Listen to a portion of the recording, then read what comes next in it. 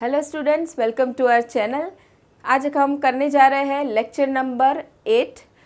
7 lectures already हो गए हैं, लिंक मिल जाएगा डिस्क्रिप्शन बॉक्स में। टाइप्स ऑफ ई कॉमर्स देख लिया हमने एंड ट्रांजिशन भी देख लिया लास्ट लेक्चर में। अभी आज हम करने जा रहे हैं e commerce transition challenges in India. अब ये जो ई कॉमर्स बहुत ज़्यादा ग्रो कर रहा है, कस्टमर को भी बेनिफिट कर रहा है, बिजनेस फर्म्स को भी बेनिफिट कर रहा है, ठीक है, सबके लिए बेनिफिशियल तो है, लेकिन काफ़ी सारे चैलेंजेस फेस करने पड़ रहे हैं यहाँ पे। तो वो चैलेंजेस क्या क्या है वो हमें यहाँ पे देखना है, वो हम कुछ डिटेल में पढ़ेंगे कि क्या क्या प्रॉब्लम्स आती है, क्या क्या चैलेंजेस आते हैं। तो Indian firms face certain issues और challenges with reference to transition to e commerce. जो हमने ट्रांजिशन के बारे में लास्ट लेक्चर में पढ़ा कि पहले जो फिज़िकली हमें जाके बाइंग एंड सेलिंग करना पड़ रहा था, तो अभी लोग शिफ्ट हो रहे हैं ई कॉमर्स पे। तो ये जो ट्रांजिशन हो रहा है, तो उसके लिए क्या क्या इश्यूज़ है और चैलेंजेस है। The challenges can be due to internal factors और एक्सटर्नल फैक्टर्स। अब ये चैलेंजेस को उन लोगों ने दो पार्ट में डिवाइड किया है। एक तो इंटरनल फैक्टर्स, मतलब जो बिजनेस के लिए इंटरनल, खुद के अंदर बिजनेस के अंदर क्या क्या प्रॉब्लम्स फेस करनी पड़ती है वो। एंड सेकेंड एक्सटर्नल, जो बिजनेस के अंदर का नहीं रहेगा, बाहर के फैक्टर्स, एनवायरनमेंट के फैक्टर्स क्या क्या उसके लिए चैलेंज क्रिएट करते हैं। तो ये दो पार्ट में हम पढ़ने वाले हैं। तो सबसे फर्स्ट यहाँ हम देखेंगे challenges due to internal issues, कि बिज़नेस को खुद के ही अंदर, खुद का जो मैनेजमेंट है, एम्प्लॉयज़ है, या फिर बाकी सारे जो एक्टिविटीज़ ऑपरेशंस होते हैं, तो वहाँ पे खुद के इंटरनल इश्यूज़ क्या आते हैं ई कॉमर्स के ट्रांजिशन के लिए, ई कॉमर्स के लिए मूव होने में क्या क्या प्रॉब्लम्स आते हैं। तो there are certain internal factors that pose a challenge for successful transition to e commerce in India. यहाँ पे हमें सबसे फर्स्ट देखना है fear of unknown. Fear of unknown, इसका मतलब क्या हो जाएगा, जो ट्रेडिशनली चलते आ रहा था, ट्रेडिशनली जो काम हो रहा था, अब कुछ सडनली नया होने वाला है। बिजनेस में, ऑर्गेनाइजेशन में एम्प्लॉयज़ काम करते हैं बहुत सारे, टॉप लेवल पे, मिडिल लेवल पे, लोअर लेवल पे, हमें पता है, ठीक है। तब उनके लिए जब ई कॉमर्स पे ट्रांजिशन करना हो, मूव होना हो, तो उन्हें डर लगता है कुछ नया होने में। अब ये डर क्यों लगेगा, उनको लगता है कि चलो अब सारी चीज़ें ऑनलाइन हो गई है, ऑटोमेटेड होने वाली है, तो भाई हमारी जॉब चली जाएगी। तो जैसे कि हम ऑर्डर प्रोसेसिंग की बात करें या हम बिलिंग की बात करें, जब ऑनलाइन कस्टमर बाय करता है तो क्या होता है, ये सारी चीज़ें ऑटोमेटेड प्रोसेसिंग होती है।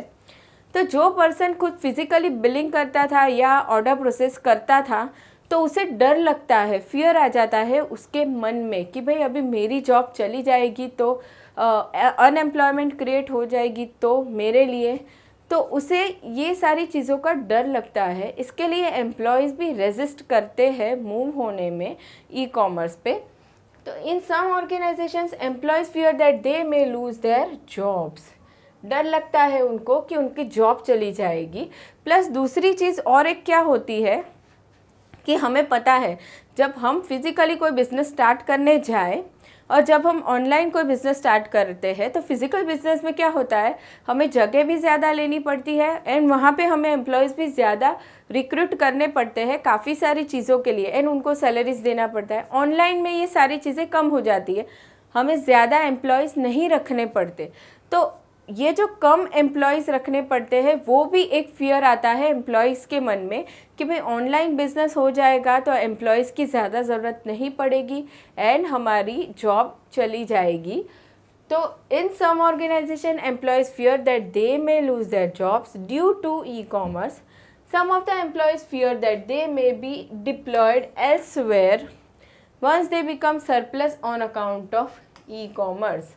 उन्हें डर लगता है कि भाई अगर हम एक्स्ट्रा वर्कर बन गए बिजनेस के लिए, ज़रूरी हम नहीं रहे, तो हमें निकाल दिया जाएगा।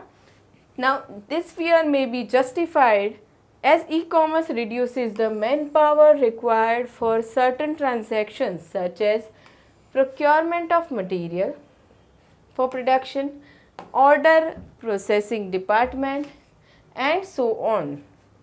देखिए ये फियर उनका जस्टिफाइड है। क्यों जस्टिफाइड है?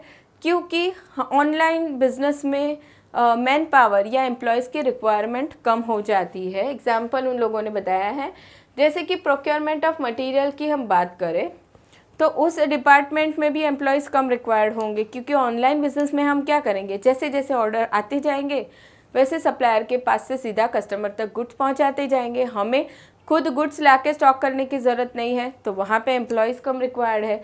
Same way order processing department, क्योंकि यहाँ पे अब कैसे होने वाला है, ऑर्डर प्रोसेसिंग सारी ऑटोमेटेड होने वाला है, तो इस वजह से कस्टमर को फियर रहता है। Therefore employees in some organizations are reluctant to cooperate with management for the smooth transition to e-commerce। इसकी वजह से एम्प्लॉयज़ क्या करते हैं, रेजिस्ट करते हैं कि भाई हमें मूव नहीं होना है ई कॉमर्स पे। Now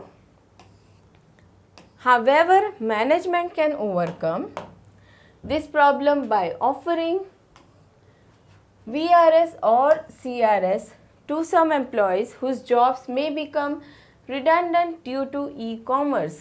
Management may also assure the employees of the benefits to the organization and employees on account of transition to e-commerce।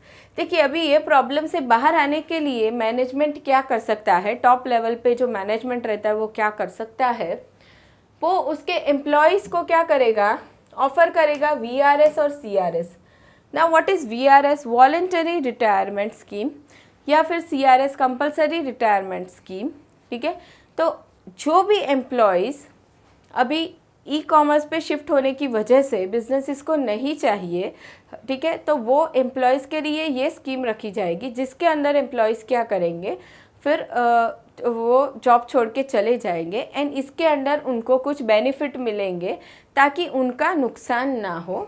ये एक चीज़ मैनेजमेंट कर सकता है। दूसरी चीज़ कर सकता है कि एम्प्लॉय को क्या कर सकता है, वो फ़ायदे बता सकता है, अश्योरेंस दे सकता है कि भाई हम अगर ई कॉमर्स पे मूव हो रहे हैं तो हमारा कोई नुकसान नहीं होने वाला है, ऊपर से हमारा बिजनेस ग्रो करेगा। तो ये वो एम्प्लॉयज़ को समझा सकते हैं। एंड दूसरा VRS या CRS मतलब वॉलेंटरी रिटायरमेंट स्कीम या कंपलसरी रिटायरमेंट स्कीम का बेनिफिट दे सकते हैं। ठीक है, तो ये कुछ सॉल्यूशन उन लोगों ने बताया है जो हम कर सकते हैं, जो फियर है एम्प्लॉयज़ को उसके लिए। तो ये एक चैलेंज हमने देखा। Now second is fear of losing bureaucratic hold. Now what is bureaucratic hold?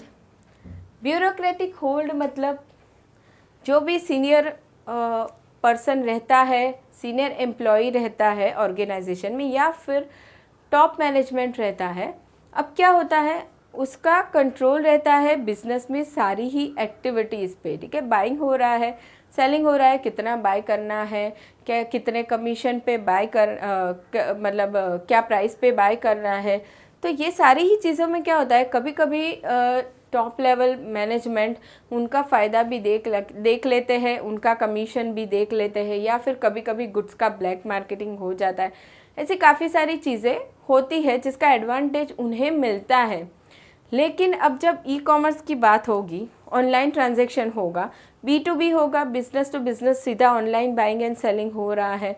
ठीक है, तो ये सारी चीज़ें में बहुत ट्रांसपेरेंसी होती है ऑनलाइन ट्रांजैक्शन में, तो उसकी वजह से जो कंट्रोल था टॉप मैनेजमेंट का या सीनियर एम्प्लॉय का हम बोलेंगे, तो वो कंट्रोल उसका चला जाता है, वो उसका बेनिफिट चला जाता है।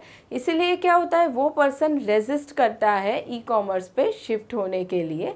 तो ये हो जाएगा एक fear of losing bureaucratic hold. In some organisations specially in public sector units, superior और senior manager enjoy bureaucratic hold over business dealings. देखिए बिजनेस की जो डीलिंग्स हो रही है उन पे उन लोगों का कंट्रोल होता है। A good number of them adopt malpractices such as receiving kickbacks और underhand commission to execute contracts. ये सारी ही चीज़ें होती है ऑफलाइन बिजनेस में। Since e commerce is more transparent, the corrupt senior managers may block the organisations efforts toward transition to e commerce. अब ये सारी ही चीज़ें जो माल प्रैक्टिसेस है वो उन्हें लगता है कि अभी ये फ्यूचर में बंद हो जाएगी ड्यू टू ई कॉमर्स, तो वो क्या करते हैं, प्रॉब्लम क्रिएट करते हैं ई कॉमर्स पे शिफ्ट होने के लिए। However due to de-reservation of public sector, there is good competition between the public sector and private sector, and therefore public sector may force to adopt e-commerce initiatives।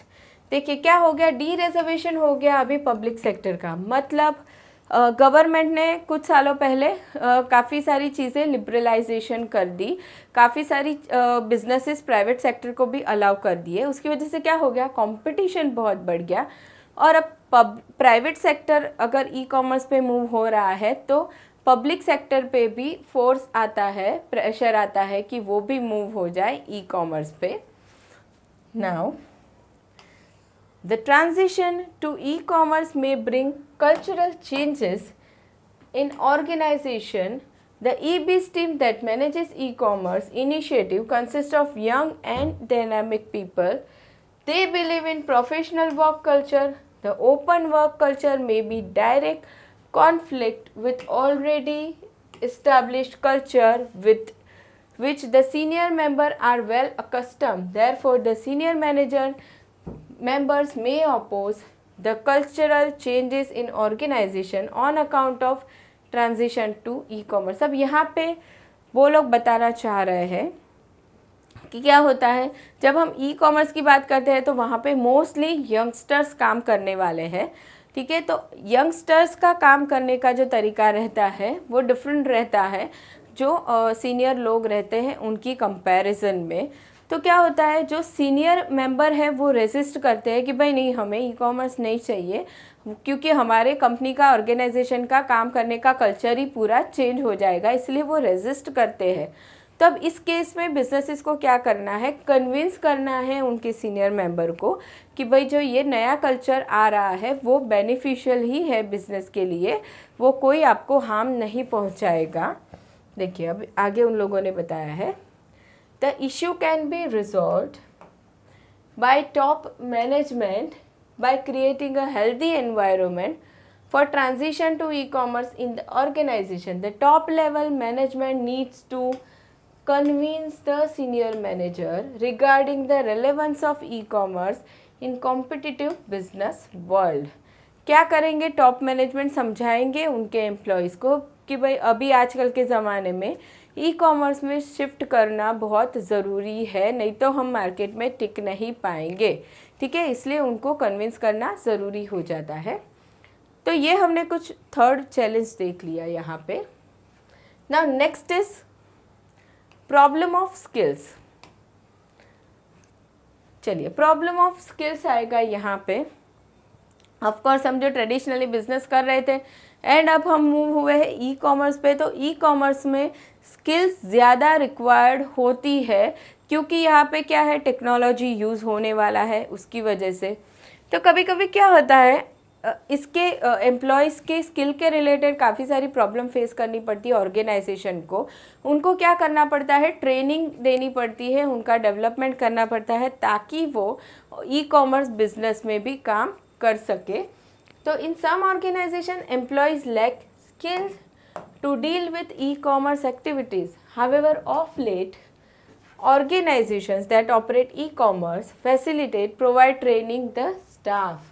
क्या करना पड़ेगा ये प्रॉब्लम से बाहर आने के लिए? ऑफकोर्स हमने कुछ नया काम करने जा रहे हैं जहाँ पे टेक्नोलॉजी रिक्वायर्ड है, तो ऑफकोर्स हम क्या करेंगे, हमारे स्टाफ को ट्रेनिंग देंगे ताकि वो उस काम को भी कर सके। The training helps to improve the knowledge and skill to deal with e-commerce transaction. Therefore, e-commerce based organizations do not find it difficult to manage e-commerce transaction।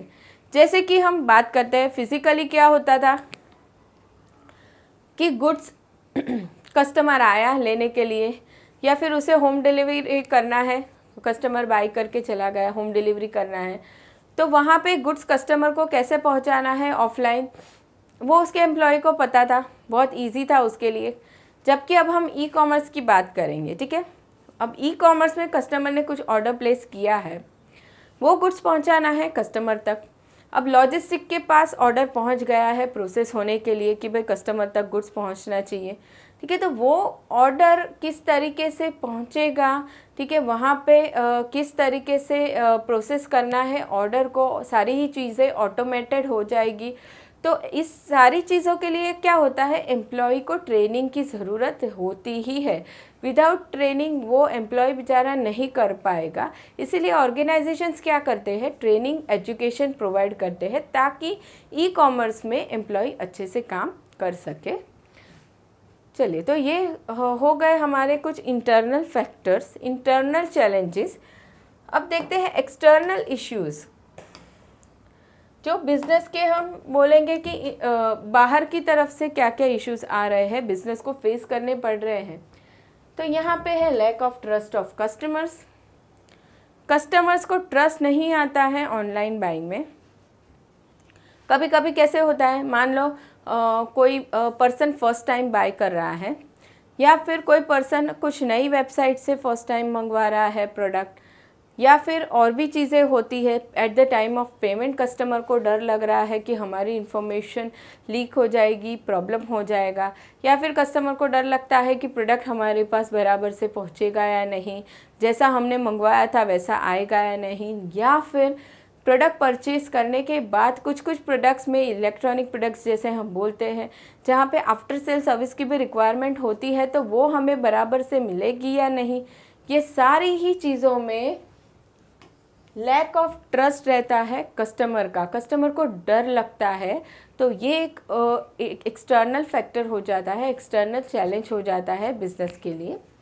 तो in India customers lack trust in e commerce transactions. Most of the customers doubt the quality, delivery, price, after sale service relating to goods purchased online. Therefore, online marketers need to create a good amount of confidence in the minds of prospective buyers. ये problem से बाहर आने के लिए of course businesses क्या करेंगे, trust create करेंगे customer के माइंड में. Therefore, in long term interest, online marketers must deliver high quality products and services. अब ये जो हम बात कर रहे हैं कि कस्टमर के माइंड में ट्रस्ट नहीं है, तो वो ट्रस्ट लाने के लिए बिजनेसेस को क्या करना पड़ेगा, बिजनेसेस को अच्छे से अच्छी सर्विस देनी पड़ेगी, अच्छे से अच्छा प्रोडक्ट देना पड़ेगा, ताकि कस्टमर सेटिस्फाई हो एंड उसके माइंड में ट्रस्ट डेवलप हो जाए. नेक्स्ट हम बात करेंगे problem of hacking credit card. जब भी कस्टमर पेमेंट कर रहा है, ठीक है, कैश ऑन डिलीवरी नहीं कर रहा है, वो क्रेडिट कार्ड यूज़ कर रहा है या डेबिट कार्ड यूज़ कर रहा है या नेट बैंकिंग यूज़ कर रहा है, तो कस्टमर को डर लगता है कि भाई हम हमारी फाइनेंशियल इंफॉर्मेशन वेबसाइट पे डाल रहे हैं, अब ये इंफॉर्मेशन का अगर मिसयूज़ हो गया तो इस बात पे भी कस्टमर को बहुत डर लगता है एंड वो अवॉइड कर देता है ई कॉमर्स यूज़ करना. So a good number of Indian customers are reluctant to pay online with their credit card or debit card. They feel that hackers may misuse their cards and siphon off their money. However, their problem can be sorted by offering the facility of cash on delivery payment as is being done by Flipkart, Amazon and others. Almost सारे ही websites allow करते ही है COD option, cash on delivery option. तो ये जो problem है, customer के डर लगता है कि भाई हमारी फाइनेंशियल इंफॉर्मेशन का मिसयूज़ हो जाएगा एंड हमारे पैसे चले जाएंगे, हमें नुकसान होगा. तो ये प्रॉब्लम का सॉल्यूशन ये है कि कस्टमर को कैश ऑन डिलीवरी ऑप्शन दिया जाए. उससे कस्टमर को ट्रस्ट आ जाएगा कि चलो हम बाय करते हैं, हमें कुछ प्रॉब्लम नहीं होने वाला है. ठीक है, तो ये एक प्रॉब्लम हो गई. Now next is price Wars. अब ये प्राइस वॉर्स क्या है, बहुत सारे सेलर्स अवेलेबल हैं ऑनलाइन में भी. ठीक है, कस्टमर को कोई भी चीज़ बाय करनी हो, कोई भी चीज़ अगर वो सर्च करने जाए तो बहुत सारे ऑप्शंस दिखाएगा, बहुत सारे सेलर्स अवेलेबल है. तो अब सेलर्स के लिए क्या हो गया है, बहुत भारी कंपटीशन हो गया है मार्केट में टिकने के लिए. इसके लिए क्या होता है, प्राइस वॉर होती है. मतलब थोड़ा थोड़ा भी प्राइस डिफरेंस रहता है तो कस्टमर क्या करेगा, जहाँ पे उसे बेनिफिट मिल रहा है, कम प्राइस मिल रहा है, वहाँ से वो बाय कर लेगा। तो साइट्स क्या करेंगे, वो ट्राई करेंगे कि वो मिनिमम प्राइस रखे ताकि कस्टमर उन्हीं के पास से बाय करे। तो ये जो कंपटीशन होता है प्राइस से रिलेटेड, वहाँ पे बिजनेसेस को काफ़ी लॉस हो जाता है, क्योंकि कस्टमर को कम प्राइस लेने के लिए वो लोग क्या करते हैं, काफ़ी सारी ऑफर्स एंड डिस्काउंट प्रोवाइड करते हैं, जो नुकसान करता है अल्टीमेटली बिजनेसेस को। तो e commerce may lead to price war. Online marketers may resort to heavy discount to win over the customers. बहुत ज़्यादा हैवी डिस्काउंट दे देते हैं businesses. This may adversely affect the bottom line of online firm. देखिए, जो minimum उन लोगों ने प्राइस डिसाइड किया हुआ है कि इससे हम कम प्राइस में नहीं सेल करेंगे, बॉटम लाइन उससे भी कभी डाउन जाना पड़ता है उनको, हैवी डिस्काउंट देना पड़ता है कस्टमर को। It is to be noted that price wars also take place in offline business as well. Offline business में भी होता ही है price competition. However price war may be at temporary policy. In the long term only the efficient firms would survive.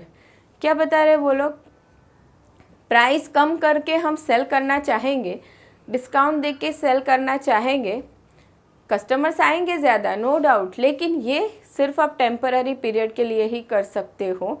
Long run में अगर आपको customer को टिकाए रखना है तो उसे अच्छा प्रोडक्ट प्रोवाइड करना पड़ेगा, अच्छी फैसिलिटी उसे देनी पड़ेगी, तभी कस्टमर टिकेगा। कम प्राइस पे हम प्रोडक्ट दे देंगे लेकिन वो प्रोडक्ट अच्छा नहीं है तो कस्टमर दूसरी बार हमारे पास नहीं आएगा, ठीक है। तो ये एक टेम्पररी सॉल्यूशन है। Now next is no entry barriers. No entry barriers का मतलब है कि जो नए नए बिजनेसेस ओपन होते हैं उनके लिए कोई बैरियर नहीं है, कोई प्रॉब्लम नहीं आती है, फटाफट से ऑनलाइन बिजनेस ओपन हो जाता है। जब हम फिज़िकल बिजनेसेस की हम अगर बात करने जाए तो वहाँ पे इन्वेस्टमेंट काफ़ी सारा बढ़ जाता है, ज़्यादा जगह लेनी पड़ती है हमें, ठीक है, वेयर हाउसेस रखना पड़ता है स्टॉक रखने के लिए, एम्प्लॉयज़ ज़्यादा रखने पड़ते हैं। तो ये सारी जो चीज़ें होती है, इन्वेस्टमेंट वहाँ पे काफ़ी बढ़ जाता है बिज़नेस ओपन करने में। जबकि ऑनलाइन बिज़नेस फटाफट से ओपन हो जाता है, तो ज़्यादा से ज़्यादा बिज़नेस ओपन होने की वजह से मार्केट में कंपटीशन ज़्यादा बढ़ता है, एंड ज़्यादा कंपटीशन की वजह से क्या होता है, कस्टमर को अट्रैक्ट करने के लिए ज़्यादा डिस्काउंट बिजनेसेस देते हैं, एंड अल्टीमेटली लॉस बिजनेसेस का ही होता है। तो in online marketing there are no entry barriers. One does not require heavy investment to market the product online as compared to brick and mortar business. Brick and mortar मतलब जो हमारे traditional stores थे वो। In case of brick and mortar firms, heavy investment is required for setting up showrooms, which is not required under online marketing. ठीक है, offline में क्या होता है, हमें शोरूम्स या बड़े बड़े स्टोर सेटअप करने पड़ते हैं, ऑनलाइन में वो चीज़ करने की ज़रूरत है ही नहीं। Now therefore new entrants can give tough time to well-established firm with the help of e-commerce initiative. To face the competition, well-established firm must come up with innovative strategies to gain competitive advantage. अब इन लोगों ने बताया है कि ये जो फटाफट से ऑनलाइन बिजनेस स्टार्ट हो रहे हैं उसकी वजह से ऑफलाइन बिजनेस को भी काफ़ी अफेक्ट हो रहा है, एंड ऑफलाइन बिजनेस जो हमारे ट्रेडिशनल स्टोर हैं उन्हें टिके रहना है मार्केट में, तो उनको कुछ ना कुछ नई स्ट्रेटेजी बनाते रहना पड़ेगा कस्टमर को अट्रैक्ट करने के लिए। Now for instance, Amazon.com grew from nothing to become largest bookseller in the world and gave tough times to Barnes and Noble, the dominant offline store in book selling. देखिए, Amazon ने बहुत tough competition दे दिया इस offline firm को book selling के field में। The success of Amazon.com forced Barnes and Noble to go online for marketing of books. अभी इतना ज़्यादा कंपटीशन दे दिया कि इस स्टोर को भी खुद को भी ऑनलाइन सेलिंग करना पड़ गया, ठीक है। तो ये हमने कुछ चैलेंजेस देख लिए जो एक्सटर्नल चैलेंजेस थे, तो एंड आगे हमने इंटरनल देख लिए। तो ये चैलेंजेस वाला टॉपिक यहाँ पे हमारा ओवर हो गया। बच्चों अब आगे बढ़ते हैं कुछ रिसर्च के बारे में। Online marketing research. अब मार्केटिंग रिसर्च की हम बात करते हैं तो इसमें क्या आता है, तो बिजनेसेस हमेशा ही क्या करते रहेंगे, रिसर्च करते रहेंगे ग्रो करने के लिए। कोई भी बिजनेस जब भी सेटअप होता है तो वो सेम लेवल पे तो काम करता नहीं रहेगा। ऑफ कोर्स वो चाहेगा कि वो बिज़नेस ग्रो हो, ठीक है। तो ग्रो करने के लिए क्या करना पड़ेगा, सेल्स बढ़ाना पड़ेगा। सेल्स बढ़ाने के लिए क्या करना पड़ेगा, हमें देखना पड़ेगा कि भाई कस्टमर को कैसे टाइप के प्रोडक्ट चाहिए, सर्विसेज चाहिए, कौन सा नया प्रोडक्ट चाहिए कस्टमर को जो हम लॉन्च कर सकते हैं। ऐसी काफ़ी सारी चीज़ें रिसर्च करनी पड़ती है, तब जाके बिज़नेस टिक सकता है मार्केट में। तो अब यहाँ पे हम जो कि ई कॉमर्स पढ़ रहे हैं, तो यहाँ पे हम ऑनलाइन मार्केटिंग रिसर्च के बारे में पढ़ेंगे कि ऑनलाइन किस तरीके से रिसर्च किया जाएगा। तो the internet based marketing research is often done in an interactive manner through personal online contact with the respondent. The respondent may be requested to fill up the questionnaire and made available on the internet. The respondent needs to appreciated and rewarded for his her cooperation. Offline हम research करने जाए physically तो हम क्या करेंगे, questionnaire देंगे customer को, वो फिलअप करेगा एंड हमें देगा। जब हम ऑनलाइन की बात करेंगे तो वहाँ पे क्या होगा, ऑनलाइन क्वेश्चनर प्रोवाइड किया जाएगा कस्टमर को एंड फिर कस्टमर वो फिलअप करके हमें दे देगा। मतलब हम कस्टमर का फीडबैक लेंगे, ठीक है। अब ये जो फीडबैक कस्टमर हमें दे रहा है, रिस्पोंडेंट हमें दे रहा है, तो फिर उसे अप्रिसिएट करना चाहिए एंड रिवॉर्ड करना चाहिए उसके लिए कस्टमर को। अब ये जो हमने फीडबैक ले लिया है, वो फीडबैक लेके हम क्या करने वाले हैं, या बिजनेस क्या करेगा, उस फीडबैक के अकॉर्डिंगली फीडबैक को एनालाइज करके उसके प्रोडक्ट या सर्विसेज में चेंजेस करेगा ताकि कस्टमर को रिक्वायरमेंट के हिसाब से वो प्रोडक्ट या सर्विस प्रोवाइड कर सके। तो the online marketing research can be conducted, क्यों की जाती है रिसर्च, तो to know the customers behaviour like preferences, buying pattern etcetera. हम ये सारी चीज़ें जान सकते हैं रिलेटेड टू कस्टमर बिहेवियर कि भाई कस्टमर की लाइक्स क्या है, कैसी टाइप के प्रोडक्ट्स चाहिए, प्रेफरेंसेस, कौन सी चीज़ें ज़्यादा पसंद करते हैं कस्टमर, कौन सी सर्विस पसंद करते हैं ज़्यादा, बाइंग पैटर्न कैसा है, कितना फ्रीक्वेंटली कस्टमर्स प्रोडक्ट को ले रहे हैं, वो सारी चीज़ें हम जान पाएंगे। Second is identified the target market. हमारे प्रोडक्ट का टारगेट मार्केट कौन सा है वो हम देख सकते हैं कि मतलब यंगस्टर्स ज़्यादा लेना पसंद करते हैं या कौन से एरिया में ज़्यादा प्रोडक्ट सेल हो रहा है, ये सारी चीज़ें हम देख सकते हैं, टारगेट मार्केट कौन सा है। Test the consumer interest in new product etcetera. कोई न्यू प्रोडक्ट की रिक्वायरमेंट है कस्टमर को जिसे हम डेवलप करें एंड मार्केट में लॉन्च करें, तो वो भी हम जान सकते हैं थ्रू ऑनलाइन मार्केटिंग रिसर्च। तो अब आगे उन लोगों ने बताया है कि अब यहाँ पे स्टेप्स कौन कौन से इन्वॉल्व होते हैं ऑनलाइन मार्केटिंग में, तो वो देखते हैं। Steps in marketing research. Marketing research हमें करना हो तो सबसे फर्स्ट हम करेंगे defining the marketing problem. Marketing problem को हम डिफाइन करेंगे कि भाई हम किस चीज़ के लिए सर्च करना चाह रहे हैं। मान लो हम न्यू प्रोडक्ट लॉन्च करना है उसके लिए सर्च करना चाह रहे हैं, या हमारे प्रोडक्ट डिज़ाइन में चेंज चाहिए हमें, उसके लिए हम सर्च करना चाह रहे हैं। हमारा मार्केटिंग प्रॉब्लम क्या है वो सबसे पहले हम डिफाइन करेंगे। Next is identify the research objective. अब उसके लिए हम क्या करने वाले हैं, एक रिसर्च कुछ करने वाले हैं जो हमारी मार्केटिंग प्रॉब्लम है। मान लो नए प्रोडक्ट के लिए है, उसके लिए हम रिसर्च करने वाले हैं, तो हमारे रिसर्च का मेन ऑब्जेक्टिव क्या रहेगा वो हम आइडेंटिफाई करेंगे। Next is prepare research design. Research design मतलब हम कैसे करेंगे, क्वेश्चनर प्रिपेयर करेंगे या कोई और मेथड यूज़ करेंगे, किसके थ्रू हम करेंगे रिसर्च, वो हम पूरा डिज़ाइन प्रिपेयर करेंगे कि हमें कितने कस्टमर कवर करने हैं, वो सारी चीज़ें हम देखेंगे। Collection of data online. उसके बाद हम डेटा कलेक्ट करेंगे ऑनलाइन रिसर्च के लिए, एंड उसके बाद प्रोसेसिंग ऑफ डेटा होगा विच इंक्लूड्स, अब डेटा हमें मिल गया ऑनलाइन, ठीक है, सारे ही कस्टमर ने हमें डेटा दे दिया या रिस्पोंडेंट ने हमें डेटा दे दिया, तो उस डेटा को अब हमें प्रोसेस करना है। अब उसमें आता है एडिटिंग, उसमें कुछ चेंजेस करने हो, एडिट करना हो तो हम करेंगे, कोडिंग करेंगे, मतलब अलग अलग इन्फॉर्मेशन अवेलेबल है तो हम कुछ उसे समरी टाइप बनाएंगे, कोडिंग करेंगे, क्लासीफाई करेंगे उसको अगर हम ग्रुप कर सकते हैं तो, एंड टेबुलेशन ऑफ डेटा, ये सारी चीज़ें हम करेंगे इन प्रोसेसिंग ऑफ डेटा में। उसके बाद वाला स्टेप है analysis of data विज़ marketing problem. देखिए अब ये जो डेटा था जिसे हमने प्रोसेस कर दिया एंड उसके बाद टेबुलेशन कर दिया, तो इस डेटा को हम स्टडी करेंगे विथ मार्केटिंग प्रॉब्लम कि हमारा मार्केटिंग प्रॉब्लम क्या था। मान लो हमारा सेल्स डिक्लाइन हो रहा था, ये हमारा प्रॉब्लम था, तो उसके साथ हम इस डेटा को स्टडी करेंगे। अब आगे नेक्स्ट स्टेप बता रहा है drawing conclusions and providing recommendation. अब ऑफकोर्स हमने एनालिसिस किया है डेटा का, तो हम उसके बेस पे कुछ कंक्लूजन पे तो आएंगे। Drawing conclusion and providing recommendation.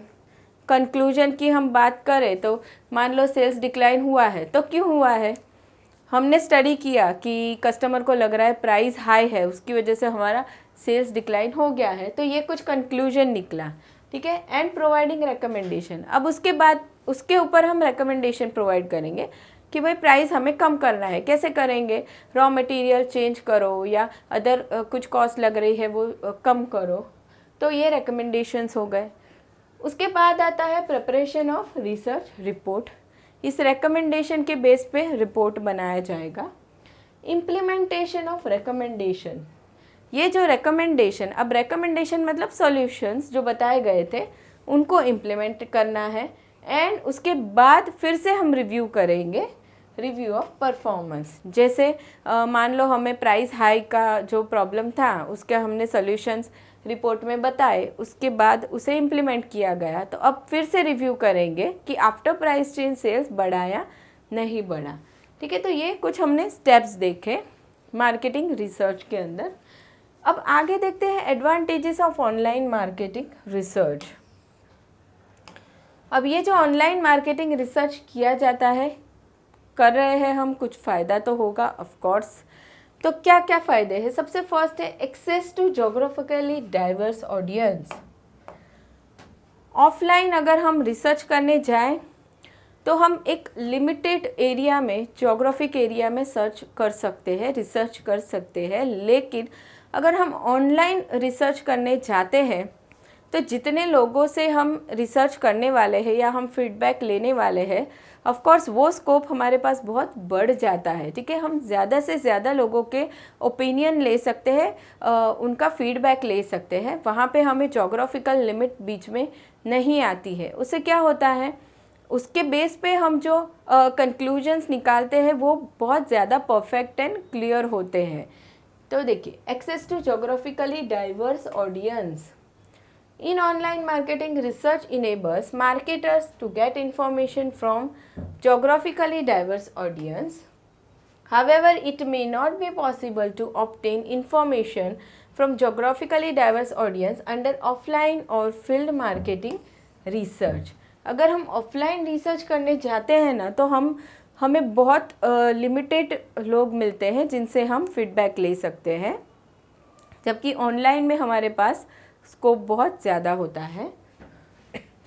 The researcher can reach to national and international audience to collect information relating to their problems, preferences, etc. Accordingly, the data can be used to take appropriate marketing mix decision.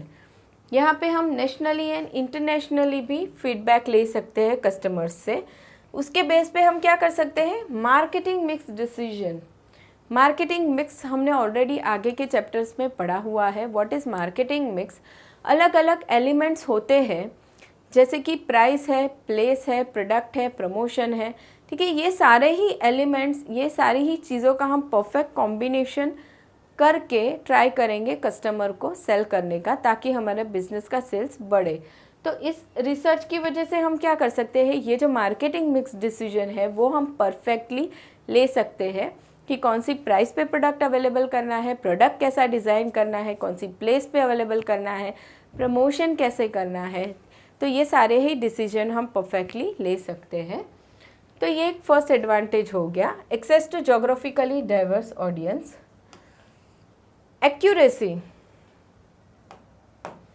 Accuracy की जब हम बात करेंगे, मान लो हमने कुछ 100 लोगों को 100 कस्टमर्स के रिव्यू लिए हैं, फीडबैक हमने लिया है, ठीक है, हमारे प्रोडक्ट के लिए या हमारी सर्विसेज के लिए। जब हम ऑनलाइन मार्केटिंग रिसर्च करने चाहेंगे, बहुत सारे कस्टमर्स से हम रिव्यू कर सकते हैं, ठीक है, एंड वो कस्टमर्स भी अलग अलग एरिया के होंगे, तो हमें इंफॉर्मेशन भी अलग अलग मिलेगी। तो उससे क्या होता है, उसके बेस पे ऑनलाइन मार्केटिंग रिसर्च में हम जो कंक्लूजन्स निकालेंगे वो बहुत ही एक्यूरेट एंड परफेक्ट हो जाते हैं, एंड फिर उसके बेस पे हमारे डिसीजंस भी परफेक्ट हो जाते हैं। तो online marketing research enables the researcher to access information from a larger sample audience. Generally the larger the sample size, the greater is accuracy of data collection. जितने ज़्यादा लोगों से हम सर्वे करेंगे या इन्फॉर्मेशन लेंगे, उतना ही एक्यूरेसी ज़्यादा होगी। Also the bias on part of the field staff appointed under field survey is avoided. Therefore online marketing research may enable researcher to collect accurate data which in turn may give better result. ठीक है, तो ये एक second advantage हमने देख लिया accuracy का। Now next is cheaper and faster. अब ऑनलाइन जो हम रिसर्च करना चाहेंगे वो ऑफ कोर्स फास्टर होगी कंपेयर टू फिज़िकल सर्वे या फिज़िकल रिसर्च। फिज़िकली अगर हम रिसर्च करने जाते हैं तो हमें क्या करना पड़ेगा, फिज़िकली हमें क्वेश्चनर देना पड़ेगा कस्टमर को, वो लोग फिल करेंगे, हमें देंगे, उसके बेस पे हम डेटा प्रोसेस करेंगे एंड कंक्लूजन निकालेंगे। बहुत लंबा प्रोसेस हो जाता है, टाइम जाता है इसमें। यहाँ पे क्या होगा, सारी चीज़ें ऑटोमेटेड फटाफट फास्टर होने वाली है। एंड दूसरी चीज़ चीपर, काफ़ी सारी फिज़िकल एक्टिविटी नहीं हो रही है, मतलब वो जो खर्चे हैं यहाँ पे वो सारे बच जाएंगे, मतलब ये चीपर एंड फास्टर है। Data collected online is much cheaper and faster as compare to data collected with the help of field surveys. अब चीपर क्यों चीपर है, because there is no need to appoint field staff to gather data and also overheads such as expenditure on stationery traveling is avoided। Person भी हमें physically कोई appoint नहीं करना है, दूसरा स्टेशनरी एंड ट्रैवलिंग वगैरह भी बच जाएगा। अब फास्टर क्यों है, because the data is transmitted instantly as and when the respondent completes the online questionnaire. जैसे ही कस्टमर ने उसका फीडबैक दे दिया, तुरंत ही डेटा प्रोसेस हो गया, तो तुरंत ही हम देख सकते हैं, कंक्लूजन निकाल सकते हैं, इसके लिए ये फास्टर है ना। Fourth advantages, market opportunities. देखिए क्या होता है, हम ऑनलाइन मार्केटिंग रिसर्च करने से मार्केट में क्या क्या अपॉर्चुनिटीज़ है हमारे लिए वो हम देख सकते हैं। मतलब करंटली हम कुछ प्रोडक्ट सेल कर रहे हैं एंड कस्टमर की रिक्वायरमेंट क्या है, क्या चेंजेस चाहिए कस्टमर को, वो फीडबैक हमें फटाफट से मिल गया एंड हम उतने ही फास्ट क्या कर सकते हैं, प्रोडक्ट में या सर्विसेज में चेंज करके कस्टमर को देख सकते हैं। तो online marketing research helps to identify market opportunities. Market opportunity exist when there is a gap between customers expectation and current offering by existing firm in the market. With the help of online marketing research, a firm can find out the market opportunity and accordingly can develop and design products that meet customer satisfaction. ये एक opportunity है कि customer को कैसा product चाहिए वो हम through online marketing research जान सकते हैं एंड वैसा ही प्रोडक्ट डेवलप कर सकते हैं, डिज़ाइन कर सकते हैं। Next is marketing mix decision. देखिए क्या आता है, मार्केटिंग मिक्स क्या होता है, राइट प्राइस पे हम प्रोडक्ट अवेलेबल करें, राइट प्रोडक्ट डिज़ाइन करें, राइट प्लेस पे राइट टाइम पे अवेलेबल करें, ठीक है, प्रमोशन परफेक्टली करें, तो ये सारी ही चीज़ें, एलिमेंट्स, ये सारे ही हम डिसाइड करेंगे, वो हो जाएगा मार्केटिंग मिक्स। तो अब जब हम ये रिसर्च करने वाले हैं ऑनलाइन, तो ये हमें हेल्प करता है मार्केटिंग मिक्स डिसीजन लेने में भी। तो online marketing research provides necessary inputs for marketing mix decisions. Online marketing research information can be used by business to arrive at marketing decisions such as product design, pricing of the product, promotion of the product, proper distribution of the product. ये सारे ही decisions हम ले सकते हैं based on research. Now next is company objective. देखिए अब company objective में हमें क्या बताया है? Due to online marketing research, the company is in a position to achieve its marketing objectives. Online marketing research enables a company to solve marketing problems such as product design problem, pricing problem, etc. The resolving of marketing problem enables a firm to achieve its marketing objectives such as higher sale and higher profit. यहाँ पे क्या होता है, through marketing research हम क्या कर सकते हैं, हमारा जो मार्केटिंग प्रॉब्लम है, मतलब मान लो हमारे प्रोडक्ट के डिज़ाइन में प्रॉब्लम है, हमारा सेल्स डिक्लाइन हो रहा है, प्राइसिंग में प्रॉब्लम है, तो ये मार्केटिंग प्रॉब्लम सॉल्व करके हम क्या कर सकते हैं, मार्केटिंग ऑब्जेक्टिव्स को अचीव कर सकते हैं। तो ये हमें एक 6th एडवांटेज हमने देख लिया कि कंपनी के ऑब्जेक्टिव अचीव हो जाते हैं रिसर्च के through. Now next is interaction with respondent. अब यहाँ पे क्या होता है, रिस्पोंडेंट है मतलब जिसके पास से हम फीडबैक ले रहे हैं, उसके पास हम इंटरेक्शन भी कर सकते हैं। तो the online marketing research enables the interaction with the customer और respondent not only in respect of data collection but also in promotion of the products. देखिए हमने फीडबैक तो ले लिया कि भाई कस्टमर को क्या प्रॉब्लम है, कस्टमर को हमारी प्राइस हाई लग रही है या प्रोडक्ट डिज़ाइन में प्रॉब्लम है, डेटा तो हमने ले लिया, लेकिन हम इंटरेक्शन भी कर सकते हैं जिसके थ्रू हम क्या करेंगे, हमारा प्रोडक्ट का हम प्रमोशन भी करेंगे। Based on the market research findings the company may make changes in marketing mix accordingly the changes can be informed to the customer which may increase the sales turnover. Customer को जो problem थी उसके accordingly हमने changes किए हमारे marketing mix में। तो जिन जिन लोगों से हमने फीडबैक लिया था हम क्या करेंगे, उन्हें इन्फॉर्म करेंगे कि भाई प्राइस में प्रॉब्लम था, हमारी प्राइस अभी डिक्लाइन हो गई है, हमने कम की है।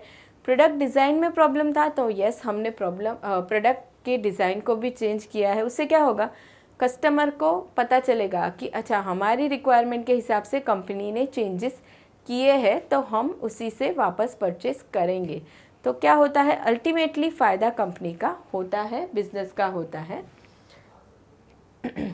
Now next is easy processing of data.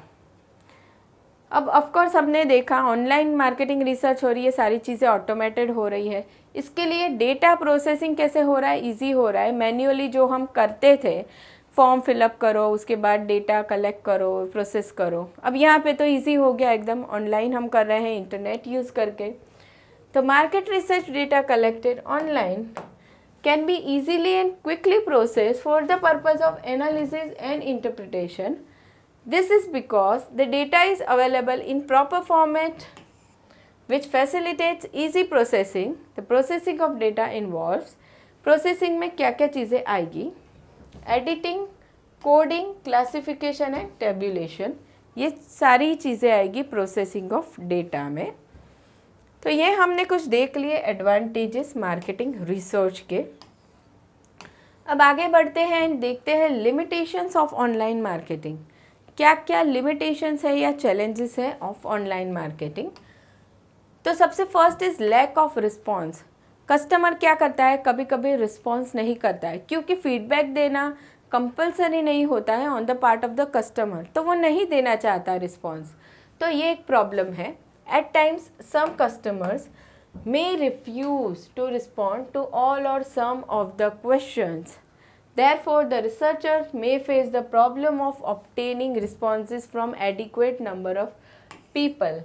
हम खुद भी हमारी रियल लाइफ में देखते हैं कि कभी कभी क्या होता है, फीडबैक देना होता है किसी किसी सर्विसेज के लिए, तो हम क्या करते हैं, सीधा उसको अवॉइड कर देते हैं, फीडबैक देते ही नहीं है। तो ये इसकी वजह से क्या होता है, जो बिज़नेस है या ऑर्गेनाइजेशन है उसको जितनी कस्टमर के पास से फीडबैक चाहिए उसे नहीं मिल पाता है एंड वो डिसीजन नहीं ले पाता है। Next is problem of technology. देखिए अब ये प्रॉब्लम ऑफ टेक्नोलॉजी क्या बताता है,